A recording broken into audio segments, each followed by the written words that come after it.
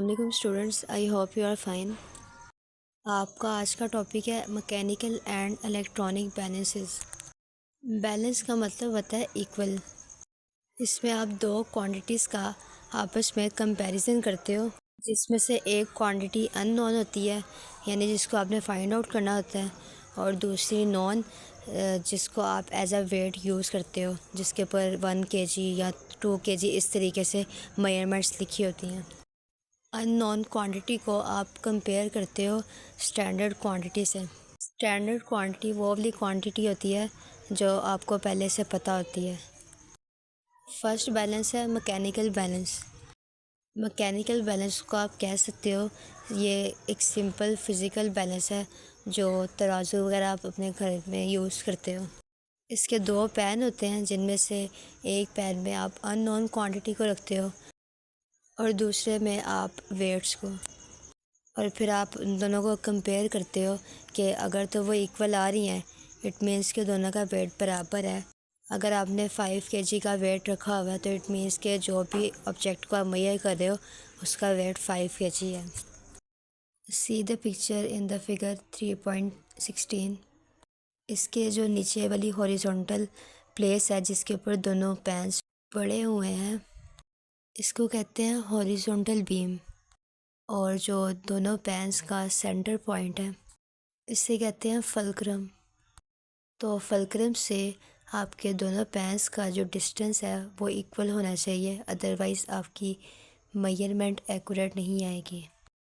इन दोनों पैन में से आप एक पैन के ऊपर स्टैंडर्ड मास रखोगे, यानी वेट्स के फॉर्म में, और दूसरे पैन के ऊपर उस ऑब्जेक्ट को जिसको आप मेजर करना चाह रहे हो, और फिर आप कोशिश करोगे कि इन दोनों को आप इक्वल कर सको।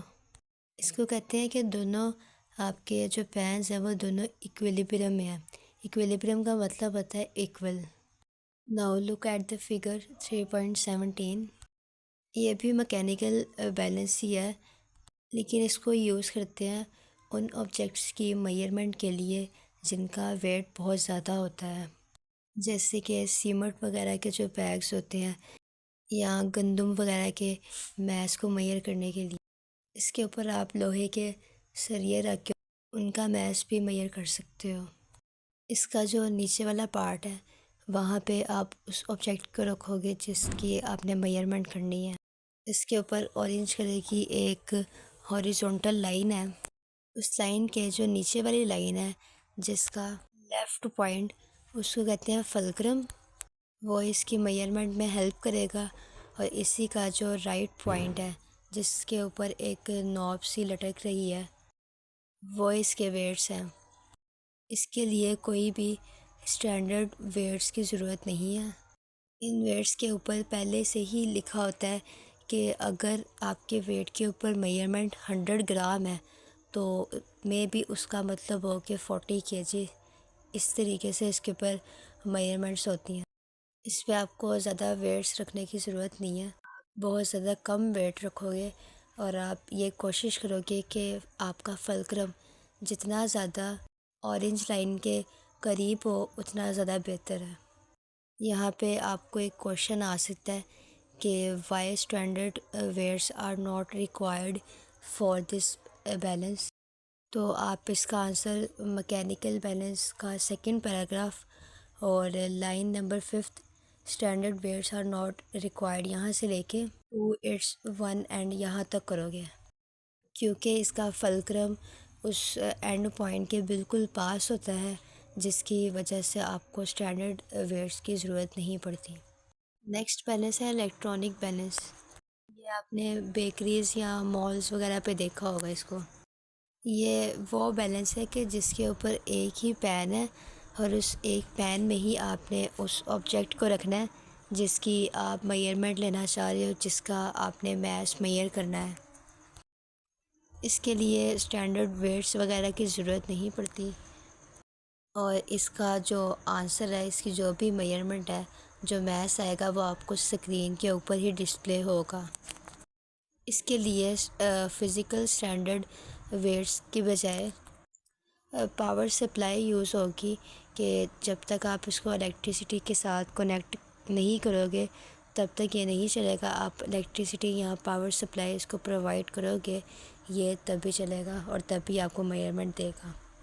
और इसकी मेजरमेंट मैकेनिकल बैलेंस से ज़्यादा एक्यूरेट है, means it is more precise than mechanical balance. Line number 5 है इलेक्ट्रॉनिक बैलेंसेस की, कि an electronic balance is more precise than mechanical balance. तो ये आपने MCQs के लिए इसको याद रखना है।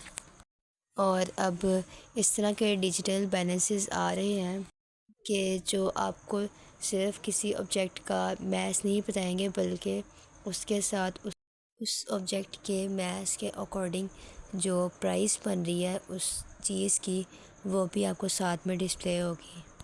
तो यहाँ तक है आपका आज का टॉपिक। शॉर्ट क्वेश्चन नंबर 10 है, an astronaut walking in space, ये वाला क्वेश्चन। और इसका आंसर है यहाँ से, the astronauts should fire the rocket, यहाँ से लेके टूवर्ड्स द स्पेस शिप तक। नेक्स्ट क्वेश्चन है CRQ 3.1, टू आइस स्केटर्स वाला। इसका आंसर है according to Newton's third law से लेके हैविंग अ लार्जर मैस, यहाँ तक।